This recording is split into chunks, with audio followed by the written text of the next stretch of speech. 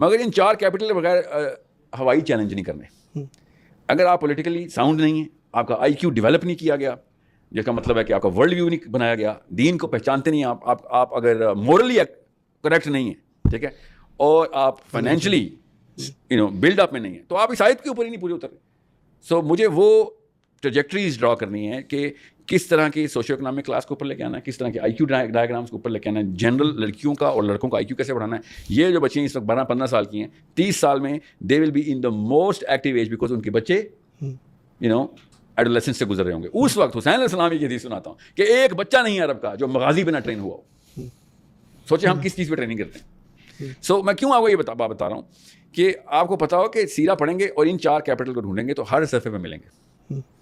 اللہ کے نبی صلی اللہ علیہ وسلم کی خود اپنے منہ مبارک سے ڈیمانڈ ہے صحابہ کو ان 4 کیپٹلس کی. میں آپ کو لٹرلی کوٹ کر دیتا ہوں, ایک نہیں بیشتر حدیث کوٹ کر دیتا ہوں, تو میں اپنی طرف سے تو کچھ نہیں بتا رہا ہوں.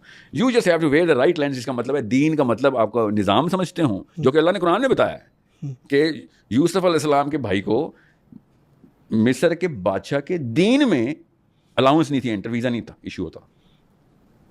ہوم منسٹری آف ایجپٹ دین ہے, قرآن پاک میں دین ہے مصر کے بادشاہ کا, تو وہ کیا نمازیں پڑھتا تھا یا وہ بدھسٹ تھا, یا اس کے دین کا کیا مطلب ہے کہ وہ اس کے مذہب میں حضرت یوسف علیہ السلام کے بھائی کو الاؤ کرنا, مطلب یہ کیا, اس کا کیا مطلب ہے؟ اس کا صاف مطلب ہے کہ بھائی وہ جو قانون بنائے ہوئے تھے اس نے, اس قانون میں بین لگ گیا تھا یوسف علیہ السلام کے بھائی کا, ٹھیک ہے. اس قرآن پاک کی آیت ایز ہی سنا رہا ہوں.